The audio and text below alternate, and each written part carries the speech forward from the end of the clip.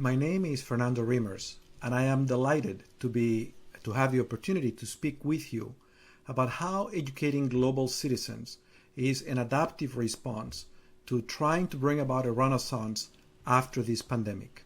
So this is the number of people who have been so far infected by the coronavirus and the number of people who have lost their lives. This is, to put it bluntly, a major global calamity, an unprecedented calamity. It was only 100 years ago that the world saw another pandemic caused by the Spanish flu that had similarly devastating effects globally. This is a major, typical adaptive challenge, one for which there is no recipe, one where we will have to invent the solution as we navigate this crisis. And this crisis is not only impacting the lives and the health of the people affected, it is causing major disruptions in all kinds of spheres of human activity, from employment and work to our opportunity to relate to one another and to participate civically and economically.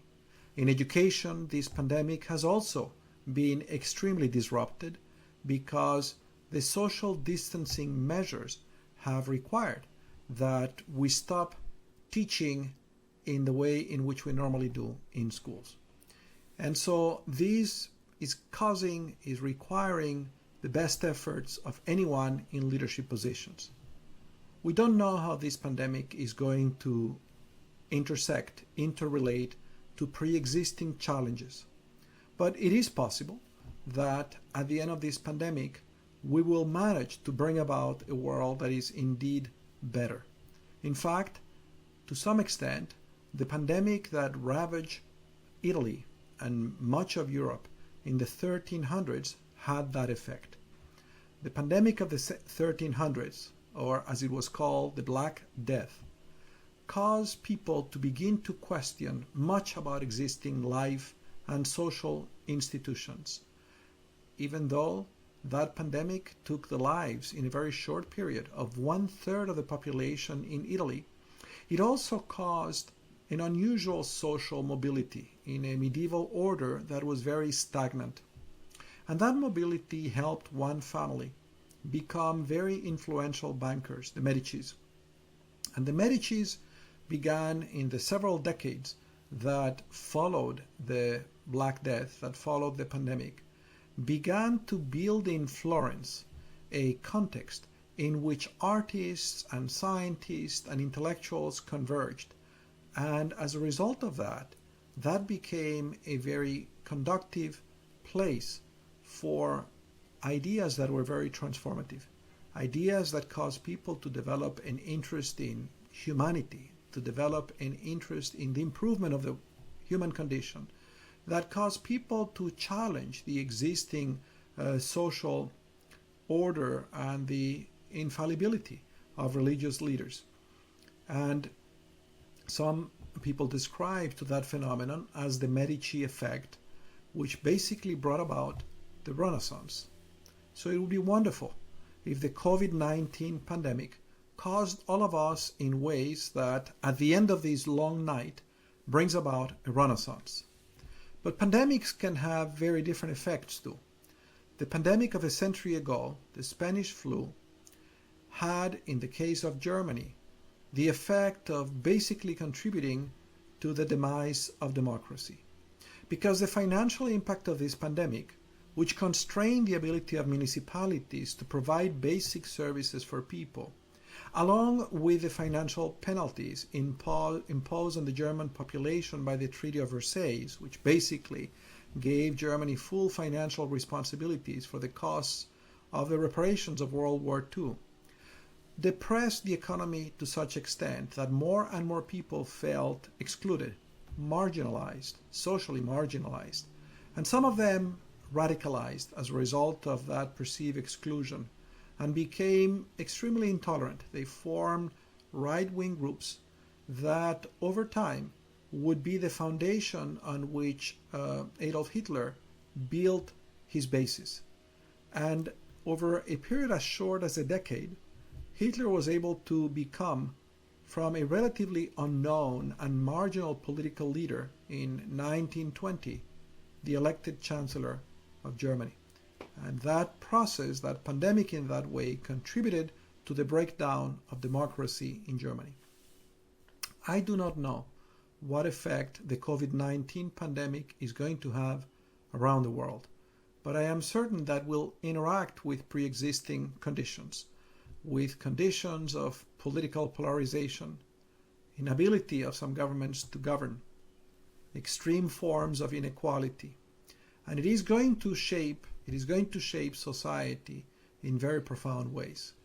I'm certain that whether this pandemic leads to a breakdown of democracy or to a renaissance will depend to a great extent in what leaders like you, leaders in education, do, indeed in what leaders in all walks of life do, as each one in a position of leadership has the opportunity to help others make sense of the current events and imagine a better future, have hope that a better future, see pathways that can lead to that better future. I think that is the opportunity that every educator has. Educating with quality and changing education is a task that requires the collaboration of many different groups inside of schools, inside education systems, and outside of schools. And in order to make that collaboration effective, it is essential that there is clarity on shared purposes of education, on the kinds of capacities that students need to gain, and it is essential to also have the skills to bring those changes about in schools. And it is those shared goals and the actual practices to achieve them that shape an education culture. Now, our work studying innovative practices that have been brought about in many different places to sustain educational opportunity fits into this kind of activity designed to support informed dialogues. And what we're trying to do is to identify outliers, schools, municipalities, states, countries that are actually doing something that has been successful. And we're trying to document and describe in great detail what is it that they did, how was it implemented, for the purpose of helping others learn from that, and for the purpose of learning something about the process of innovation that made this continuation of opportunity possible. So we produce case studies of municipal strategies developed by organizations in civil society. In Brazil, we have studied efforts in the state of Maranhão to support parents deliver effective high quality of education. We have also in Brazil studied the strategy of the state of Sao Paulo to, in a very rapid time, build together an alternative delivery infrastructure to try to continue with education even though children couldn't come to school. So what have we learned from those cases? We have learned 6 very important lessons. The first one is that the idea that children have a right to education has become normalized. And this is a remarkable accomplishment because in the pandemic of 1918, education was not one of the first top priorities. It wasn't even one of the top 10. People just weren't talking about that in a context where the main concern was the possibility of dying and sustaining health. And the fact that a century later, we take the right to education with as much seriousness of purpose as we take the maintenance of health is a huge accomplishment. Now, of course, 100 years ago, only 30% of the world population attended school, and today most children do. But that is a significant achievement. The second lesson learned from these 2 surveys that we have conducted and from the case studies is the high level of professionalism of so many who work in education, from teachers to school principals to people who work in organizations of civil society in partnership with schools, from people who work in ministries of education. It is evident that to many of them, education is not just a job, it's a mission. It's a mission for which they feel such heightened responsibility that even under daunting circumstances, people have gone above and beyond, have demonstrated extraordinary capacity to continue this right of education for children. The third lesson we learn is how there is already in place an emerging ecosystem of education that connects schools and parents and other community organizations and organizations of civil society and businesses in a very productive way. In fact, if there is one silver lining of this pandemic, is how much more engaged parents and family members have become with the education of students as they watch them learn, as they help them learn. And that is very positive. It is a dividend of this pandemic that I hope continues once the health crisis is under control. We have also seen great capacity of innovation of teachers everywhere. Teachers are and should be celebrated as the extraordinary heroes of this moment. They have risen to the occasion, demonstrating great resourcefulness, great inventiveness, great capacity to do extraordinary things. We've also seen the power of good alliances and partnerships that can be formed between organizations in civil society and the state. I am at the moment studying the role of 25 universities around the world that have taken responsibility to partner with school systems to help school systems continue to educate during the period of physical distancing. A third very important lesson is we have seen the great capacity of schools and education systems to learn very quickly, to develop rapid innovation, test it, learn from experience, and iterate, improve it. The fourth lesson is the power of technology, not only to help us continue educating, but also to help us organize differently. At the moment, there is a very rich set of exchanges that are taking place globally, with many conversations within schools, across schools, within education systems, across education systems that are facilitating the very rapid exchange of ideas, the very rapid exchange, the real opportunity to think together globally about how to educate. And that great capacity of communication facilitated for technology is providing the ground on which creativity and innovation are flourishing. In many ways, technology has enabled the creation of a Medici effect in education. Technology has made it possible to build Florence virtually for the world. The final very important lesson is the great generosity and desire and ability to collaborate across many different stakeholders that this pandemic has brought about. Now, I have two questions as I examine how we are managing to create some form of continuity in education for students. The first question is, what are students learning and how will that be relevant? And the second question is, how are education systems changing? When I ask the question of what are students learning and how will it be relevant, I'm not just referring to whether they're learning what is intended in the curriculum. The most fundamental question for any education system is, are we helping students gain the skills for the world in which they will have to live, for the world they will have to invent? And that world is also being transformed by this pandemic. I have been working for a number of years now developing approaches that help make education more relevant to aspirations such as those reflected in the UN Sustainable Development Goals. A compact of 17 goals adopted at the General Assembly of the United Nations in 2015 that portray a vision of a world that is inclusive and sustainable, a world in which we all belong, a world without poverty, without hunger, with health and well-being for all, where there is gender equity, where we relate to the environment in ways that are sustainable. And so my question in this pandemic is, are the forms of educational continuity that we have created helping us support our students in building the capacities they need to build that world? And when I ask the question of how are education systems changing, my question is, are these organizations evolving in the direction of organizations that bring about the best professionalism of the people who work in them, Or are they retreating into dated old forms of top-down hierarchical management? If we look at the history of how organizations developed, we can distinguish at least 6 stages in the evolution of organizations. The organizations invented 10,000, I don't mean educational organizations, I mean organizations more generally. The organizations invented 10,000 years ago were very personalistic organizations.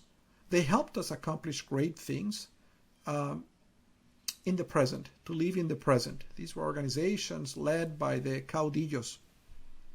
6,000 years later, we made a huge transition into building organizations that could actually achieve long-term goals, that could organize human effort on a very large scale to achieve things like building cathedrals or pyramids or win wars or develop a well-developed system of agriculture. And those were hierarchical organizations, managed top-down, but their great contribution was stability and the possibility of long-range planning. Much more recently, we developed professional organizations, organizations based on a clear division of roles, organizations that recognize the power of expertise and that try to organize the work so that the most expert knowledge was brought to bear in accomplishing a task. We call these professional organizations. This is the term of bureaucracy, as Weber imagined that. And so these are organizations like contemporary churches or armies, or to some extent universities and public schools. The public schools as a global institution was only invented 2.5 centuries ago. But there is another form of organization, pluralistic organizations, in which there is great respect for different perspectives on what goals should be pursued, on what does it mean to be relevant. The professional organization still has great respect for authority and accepts the goal of the organization as given and unquestionable. But the pluralist organization recognizes the value of dissenting views on what goals are worth pursuing. In fact, most social change is the product of such an approach. Various liberation movements, the women's movement, the civil rights movement, reflect this view that sometimes there comes a time when a group of people have to question the existing norms and the existing goals of institutions.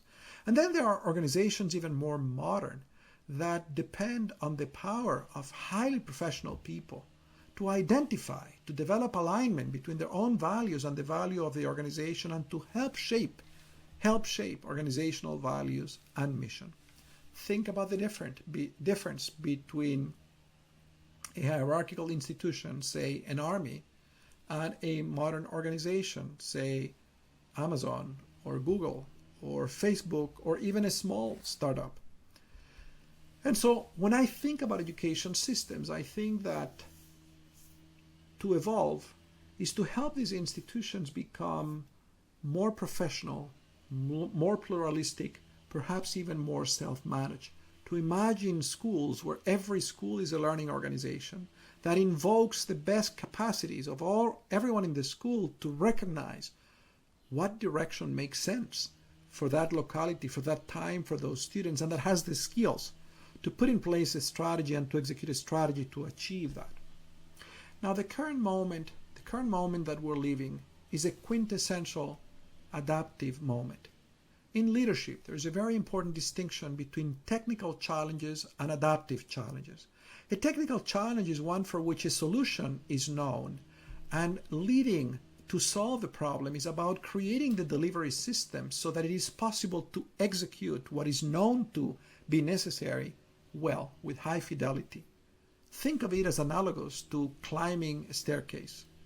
An adaptive challenge, in contrast, is one for which a solution is not known. The solution needs to be invented. And the kind of leadership that can help us walk through an adaptive challenge is one that invites collaboration, that invites sharing of ideas, that invites communication, because good ideas can come from anywhere. And so in many ways, an adaptive challenge is like walking through the night in the middle of a forest without knowing which way is north. And in that situation, It is a good thing to walk in good company and to make it possible for people to think together, to learn from one another, and to figure out which way is north. I think that if we're going to be able to seize the moment created by this global calamity, so that at the end of it, there is a renaissance, not just of educational institutions, but of society. If we're going to actually build Florence, if we're going to build the Medici effect in this terrible moment, we're going to need a lot of very good adaptive leadership. Because every person in a leadership position can help those around them, those on whom they have influence, make sense of the current moment and develop hope. Develop hope not on the basis of negating the gravity of the crisis, not on the basis of denying the evidence, not on the basis of evading the moment, but on the basis of seeing a pathway to go from where we are to a better future. And what is education but that? The opportunity to help students and everyone in contact with them gain the skills to imagine and bring about a better future. I think that global citizenship education is an avenue to help schools build that path for the students. I think that the Sustainable Development Goals provide a North Star from which we can help students engage in activities that gradually build the capacities that give them hope, that sustain their hope, that we will come out of this dark night and build a renaissance. And I think that each and every one of you has the opportunity, indeed the responsibility, to lead so that at the end of this pandemic, we do see a renaissance and not the alternatives.